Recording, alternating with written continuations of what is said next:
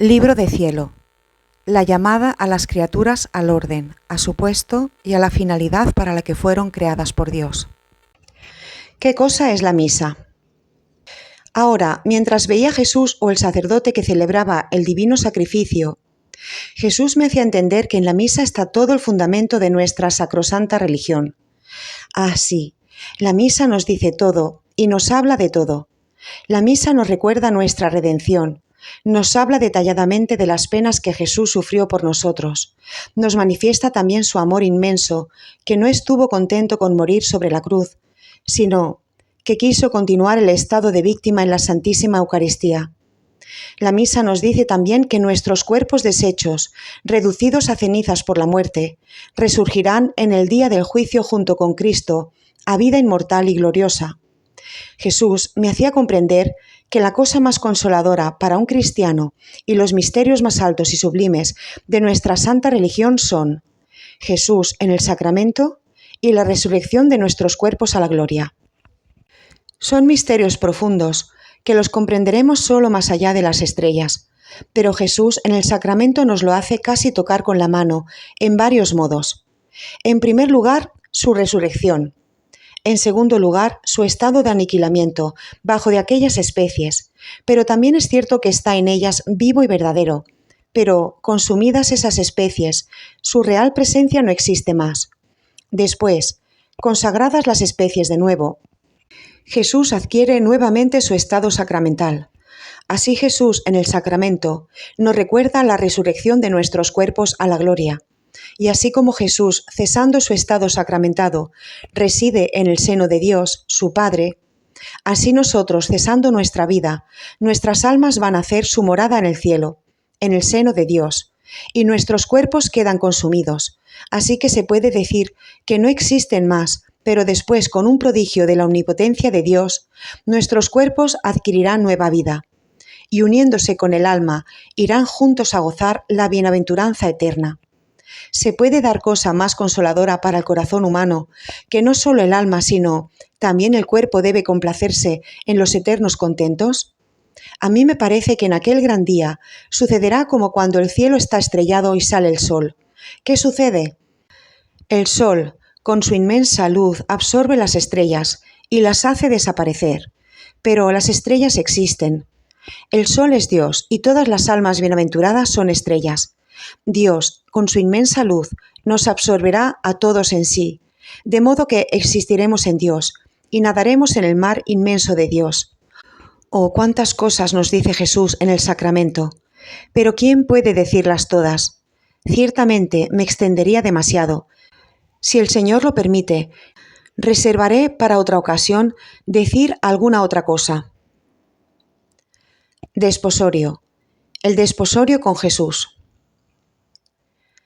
Ahora, en estas salidas del cuerpo que el Señor me hacía hacer, a veces me renovaba la promesa del desposorio y ha dicho: ¿quién puede decir los encendidos deseos que el Señor infundía en mí de que se efectuara este místico desposorio?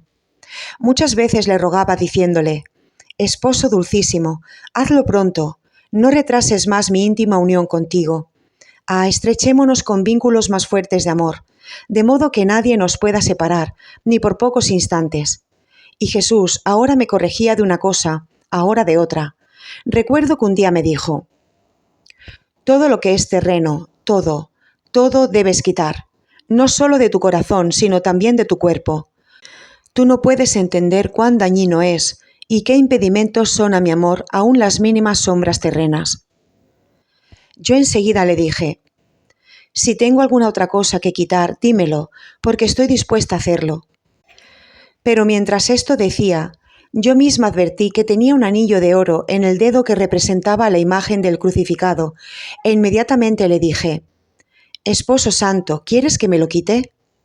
Y él me dijo: debiéndote dar yo un anillo más precioso, más bello, y en el que a lo vivo estará impresa mi imagen, tanto que cada vez que lo veas, nuevas flechas de amor recibirá tu corazón.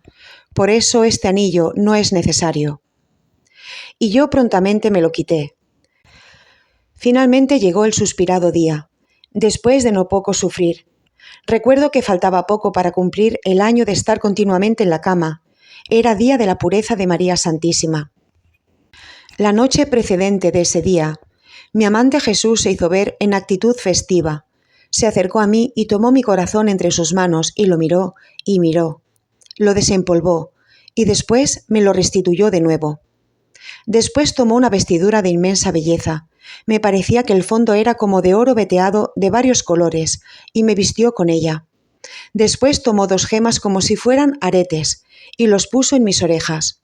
Luego me adornó el cuello y los brazos y me ciñó la frente con una corona de inmenso valor, adornada de piedras y gemas preciosas, toda resplandeciente de luz, y me parecía que esas luces eran tantas voces que resonaban entre ellas y a claras notas hablaban de la belleza, potencia, fuerza y de todas las otras virtudes de mi esposo Jesús. ¿Quién puede decir lo que comprendí y en qué mar de consuelo nadaba mi alma? Es imposible poderlo decir. Ahora, mientras Jesús me ciñó la frente, me dijo: «Esposa dulcísima, esta corona te la pongo a fin de que nada falte para hacerte digna de ser mi esposa, pero después de que se realice nuestro desposorio, me la llevaré al cielo para reservártela para el momento de la muerte». Finalmente tomó un velo y con él me cubrió toda, después la cabeza hasta los pies, y así me dejó. Me parecía que en ese velo hubiera un gran significado, porque los demonios, al verme cubierta con él, quedaban tan espantados y sentían tal miedo de mí, que huían aterrados. Los mismos ángeles estaban a mi alrededor, con tal veneración que yo misma quedaba confundida y toda llena de vergüenza. La mañana de dicho día, Jesús se hizo ver de nuevo todo afable, dulce y majestuoso, junto con su Madre Santísima y Santa Catalina. Primero los ángeles cantaron un himno. Santa Catalina me asistía. La mamá me tomó la mano y Jesús puso en mi dedo el anillo. Después nos abrazamos y me besó. Y así hizo también la mamá. Después tuvimos un coloquio todo de amor. Jesús me hablaba del gran amor que me tenía y yo le decía a él también del amor con el que lo quería. La Santísima Virgen me hizo comprender la gran gracia que había recibido y la correspondencia que debía dar al amor de Jesús. Mi esposo Jesús me dio nuevas reglas para vivir más perfectamente, pero como ha pasado mucho tiempo, no las recuerdo muy bien. Por eso no las digo, y así terminó aquel día. ¿Quién puede decir las finezas de amor que Jesús hacía a mi alma? Eran tales y tantas que es imposible describirlas, pero lo poco que recuerdo trataré de decirlo. A veces, transportándome con él, me llevaba al paraíso, y ahí escuchaba los cánticos de los bienaventurados. Veía la divinidad, a los diversos coros de los ángeles, las órdenes de los santos, todos inmersos, absorbidos e identificados en la divinidad de Dios. Me parecía que en torno al trono había muchas luces, como si fueran más que soles resplandecientes, y a claras notas estas luces denotaban todas las virtudes y los atributos de Dios. Los bienaventurados, reflejándose en una de estas luces, quedaban raptados, pero no llegaban a penetrar toda la inmensidad de aquella luz, de modo que pasaban a una segunda luz sin comprender a fondo la primera. Así que los bienaventurados en el cielo no pueden comprender perfectamente a Dios, porque es tanta la inmensidad, la grandeza, la santidad de Dios, que mente creada no puede comprender a un ser increado. Ahora, los bienaventurados, reflejándose en estas luces, me parecía que venían a participar en las virtudes de estas luces, así que el alma en el cielo se asemeja a Dios con esta diferencia, que Dios es aquel sol grandísimo, y el alma es un pequeño sol. Pero ¿quién puede decir todo lo que en esa beata morada se comprende? Mientras el alma se encuentra en esta cárcel del cuerpo es imposible, mientras en la mente se escucha algo, los labios no encuentran palabras para poderse explicar. Me parece como un niño que empieza a balbucear, que quisiera decir tantas y tantas cosas, pero al fin resulta que no sabe decir ni una palabra clara. Por eso pongo punto, sin ir más allá. Solo diré que a veces, mientras me encontraba en aquella bienaventurada patria, paseaba junto con Jesús en medio de los coros de los ángeles y de los santos, y como yo era nueva esposa, todos los bienaventurados se unían con nosotros para participar en las alegrías de nuestro desposorio. Me parecía que olvidaban sus contentos para ocuparse de los nuestros, y Jesús me mostraba a los santos diciéndoles: «Vean esta alma, es un triunfo de mi amor todo ha superado en ella».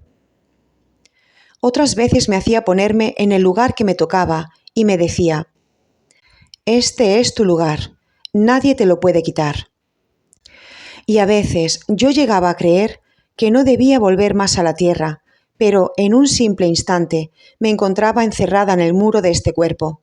¿Quién puede decir cuán amargo me resultaba este regresar? A mí me parecía, por las cosas del cielo, que las de esta tierra todo era podredumbre, insípido, fastidioso. Las cosas que tanto deleitan a los demás, para mí resultaban amargas. Las personas más amadas, más respetables, que los demás quién sabe qué hubieran hecho para entretenerse con ellas, a mí me resultaban indiferentes y hasta fastidiosas. Solo viéndolas como imágenes de Dios, me parecía que podía soportarlas. Pero mi alma había perdido toda satisfacción. Ninguna cosa le daba la menor sombra de contento, y era tanta la pena que sentía, que no hacía más que llorar y lamentarme, con mi amado Jesús. Ah, mi corazón vivía inquieto, entre continuas ansias y deseos. Me lo sentía más en el cielo que en la tierra. Sentía en mi interior una cosa que me roía continuamente, tanto que me resultaba amargo y doloroso tener que continuar viviendo. Pero la obediencia puso un freno a estas penas mías, mandándome absolutamente que no deseara morir, y que sólo debía morir cuando el confesor me diera la obediencia. Entonces, para cumplir esta santa obediencia, hacía cuanto más podía para no pensar en ello, porque mi interior era una continua ejaculatoria de deseo de quererme ir.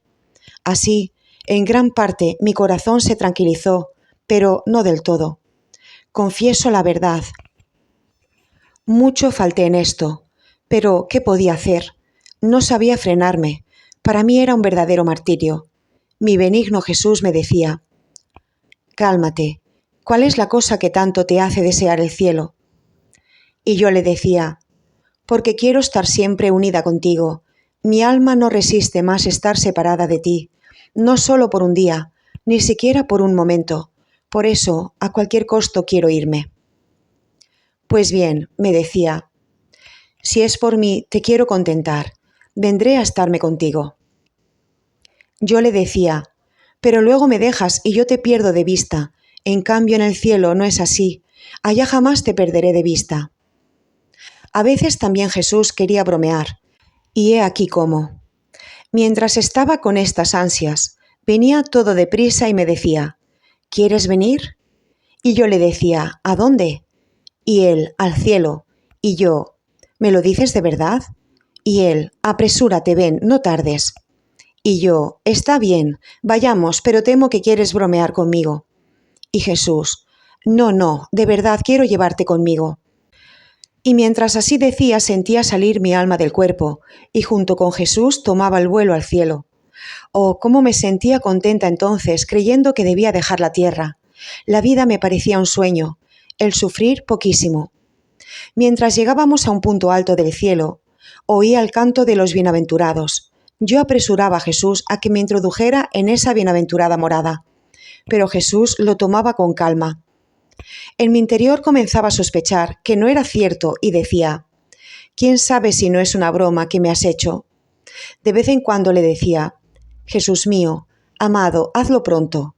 Y él me decía: «Espera otro poco, descendamos otra vez a la tierra. Mira, ahí está por perderse un pecador. Vayamos, tal vez se convierta. Pidamos junto al Eterno Padre que tenga misericordia de él. ¿No quieres tú que se salve? ¿No estás dispuesta a sufrir cualquier pena por la salvación de una sola alma?» Y yo: «Sí, cualquier cosa que tú quieras que sufra, estoy dispuesta, con tal de que la salves». Así íbamos a ese pecador, tratábamos de convencerlo, poníamos ante su mente las más poderosas razones para rendirlo, pero en vano. Entonces Jesús, todo afligido, me decía: «Esposa mía, vuelve otra vez a tu cuerpo, toma sobre ti las penas que le son merecidas.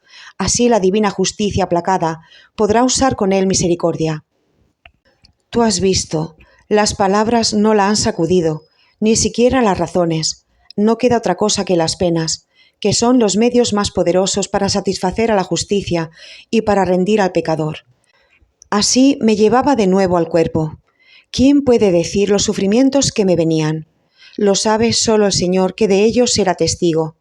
Después de algunos días, me hacía ver aquella alma convertida y salvada. Oh, cómo estaba contento Jesús, y yo también. ¿Quién puede decir cuántas veces Jesús ha hecho estos juegos?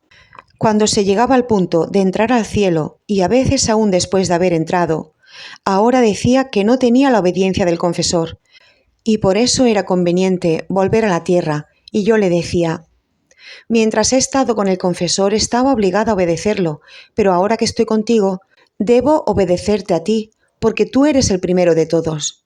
Y Jesús me decía: no, quiero que obedezcas al confesor. Entonces, para no alargarme demasiado, ahora por un pretexto, ahora por otro, me hacía regresar a la tierra. Muy dolorosos me resultaban estos juegos. Basta decir que me hice tan impertinente, que el Señor, para castigar mis impertinencias, no permitía tan frecuentemente estas bromas. Continúa.